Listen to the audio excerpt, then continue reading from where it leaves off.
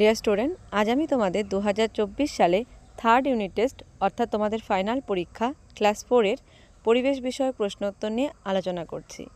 দেখো, প্রশ্নোত্তর আলোচনার আগে আমি তোমাদের সাথে একটু সিলেবাস সম্পর্কে আলোচনা করে নিতে চাই। দেখো, পড়ার আগে বা তোমরা তো অনেকেই ইউটিউব দেখে পড়াশোনা করছো, কিন্তু সবার প্রথমে আগে তোমাদের সিলেবাসটা মাথায় রাখতে হবে। সিলেবাসটা মাথায় রেখে তোমাদের প্রশ্নপত্র পড়তে হবে। তো দেখে নাও এবছরের সিলেবাস। দেখো, তৃতীয় পর্যায়ক্রমিক মূল্যায়নে তোমাদের মানুষের পরিবার ও সমাজ, আধুনিক সভ্যতা ও পরিবেশের সংরক্ষণ, স্থাপত্য, ভাস্কর্য ও সংগ্রহশালা অর্থাৎ তোমাদের টেক্সট বইয়ে 118 পেজ থেকে 160 পৃষ্ঠা পর্যন্ত পরীক্ষায় রয়েছে এবং এই সিলেবাসটি তোমাদের বইয়ের পেছনের দিকে দেখবে লেখা রয়েছে। তো চলো আজকের প্রশ্ন উত্তর শুরু করা যাক। প্রথমে রয়েছে শূন্যস্থান পূরণ করো। একই পরিবারে শাখা প্রশাখাকে একসঙ্গে ড্যাশ বলে। উত্তর হয়ে যাবে আত্মীয় বলে। আমাদের দেশের ড্যাশ সমাজে আজও মা পরিবারের প্রধান। মেঘালয় রাজ্যে খাসিয়াদের সমাজে। ড্যাশে মহাত্মা গান্ধীর নামে সংগ্রহশালা আছে। উত্তর হয়ে যাবে ব্যারাকপুরে। এরপর দেখো নাম্বার ঘ, ড্যাশকে মানুষ প্রথম পোষ মানিয়েছিল। ভেরি ইম্পর্টেন্ট কোশ্চেন, কুকুরকে। নাম্বার, একটি তৃণভোজী প্রাণীর নাম হলো ড্যাশ। উত্তর হয়ে যাবে গরু। এরপর দেখো 2-এর প্রশ্ন, একটি বাক্যে উত্তর দাও। 2-এর ক, দুটি সমাজবদ্ধ প্রাণীর নাম লেখো। উত্তর, দুটি সমাজবদ্ধ প্রাণীর নাম হলো পিঁপড়ে ও মানুষ। দেখো, সমাজে যারা সবাই মিলে একসঙ্গে বসবাস করে তাদের সমাজবদ্ধ প্রাণী বলে। এছাড়াও রয়েছে যেমন মৌমাছি। নেক্সট কোশ্চেন, যাযাবর কাদের বলে? উত্তর, যারা খাবারের খোঁজে এক জায়গা থেকে অন্য জায়গায় ঘুরে বেড়ায় তাদের যাযাবর বলে। নাম্বার গ, মানুষ প্রথম কোন পশুকে পোষ মানিয়েছিল? মানুষ প্রথম কুকুরকে পোষ মানিয়েছিল। তারপরে নেক্সট কোশ্চেন, এটিও খুব ইম্পর্টেন্ট কোশ্চেন, পুঁথি কি? উত্তর, লাল শালুতে মোড়া বইগুলি হলো পুঁথি। নাম্বার, স্থাপত্য কাকে বলে? উত্তর, পুরনো দিনের বাড়ি, মন্দির, মসজিদ, গির্জা এগুলিকেই স্থাপত্য বলে, যেমন জামা মসজিদ। নেক্সট কোশ্চেন, জাদুঘরকে ইংরেজিতে কি বলে? উত্তর, জাদুঘরকে ইংরেজিতে বলে মিউজিয়াম। 6 নাম্বার, পূর্ব ভারতের সবচেয়ে পুরনো বিজ্ঞান মিউজিয়াম কোনটি? উত্তর, বিরলা শিল্প কারিগরি সংগ্রহশালা। এরপর দেখো বড়িগদ্য নাম্বার, বিষ্ণুপুরের নাম একসময় কি ছিল? উত্তর, মল্ল রাজাদের নামে একসময় বিষ্ণুপুরের নাম ছিল মল্লভূম। 6 নাম্বার, কোন কোন প্রাণীকে মানুষ চাষের কাজে ব্যবহার করেছিল? উত্তর, বলদ, ঘোড়া। নেক্সট কোশ্চেন, প্রথমে মানুষ কীটনাশক হিসাবে কি ব্যবহার করত? উত্তর, নিমপাতার রস। 3 নাম্বার, সঠিক উত্তরটি বেছে নিয়ে লেখো। ক নাম্বার, খেলাধুলা না উৎসব হলো সংস্কৃতি? উত্তর হয়ে যাবে উৎসব। খ নাম্বার, চা না শরবত পান করা আমরা চীন দেশ থেকে শিখেছি? উত্তর হয়ে যাবে চা। গ নাম্বার, আমাদের দেশের উত্তর না দক্ষিণ ভাগ জুড়ে রয়েছে হিমালয়? উত্তর হয়ে যাবে উত্তর ভাগ জুড়ে। ঘ নাম্বার, হিমালয় জুড়ে হাঁটলেন সুন্দরলাল বহুগুণা না অজিত কুমার ব্যানার্জি? উত্তর হয়ে যাবে সুন্দরলাল বহুগুণা। নাম্বার, গির্জাকে বলে চার্চ না মিউজিয়াম? উত্তর হয়ে যাবে চার্চ।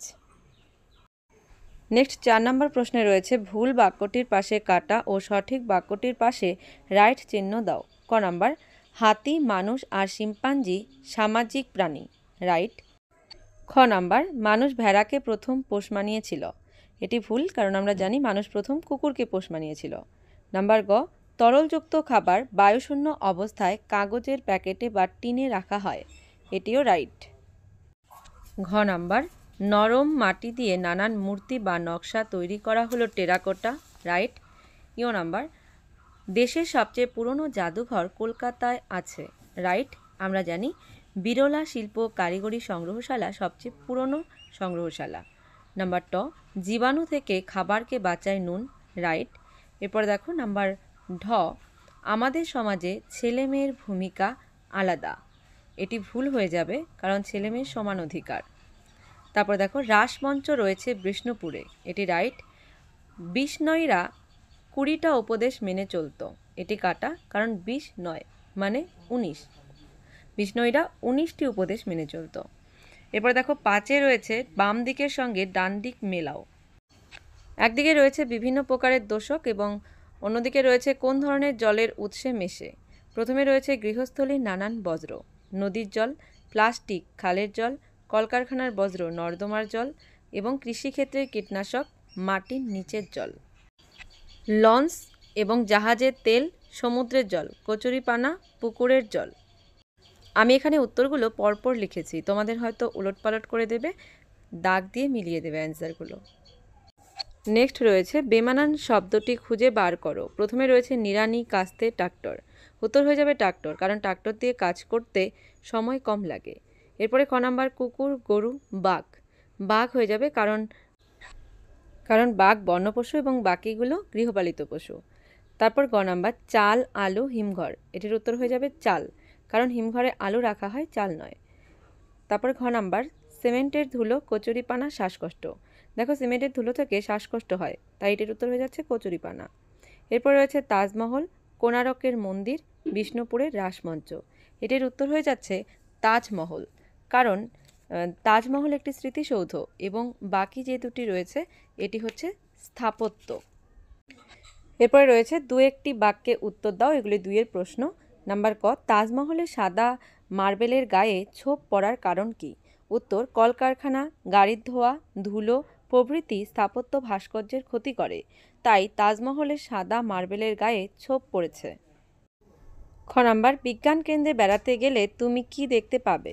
উত্তর, বিজ্ঞান কেন্দ্রে রয়েছে আকাশ দেখার ব্যবস্থা, বৃষ্টির জল সংরক্ষণের মডেল ও কাচের বাক্সে রাখা জীবন্ত নানা সামুদ্রিক মাছ। এইসব দেখতে পাবো, যেমন দীঘা বিজ্ঞান কেন্দ্র। এরপর গ নাম্বার পরিবেশ রক্ষার জন্য বিষ্ণুইরা কি করেছিল?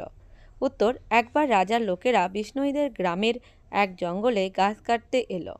বিষ্ণুই মেয়েরা গাছেদের জড়িয়ে ধরে বলে তারা গাছ কাটতে দেবে না। সৈন্যরা রেগে গিয়ে হুকুম দিল বিষ্ণুইরা গাছ না ছাড়লে অস্ত্র চালাবে, কিন্তু বিষ্ণুইরা গাছকে জড়িয়ে ধরে প্রাণ দিয়েছিল। নেক্সট কোশ্চেন, ঘ নাম্বার জল কি কি কারণে দূষিত হয়?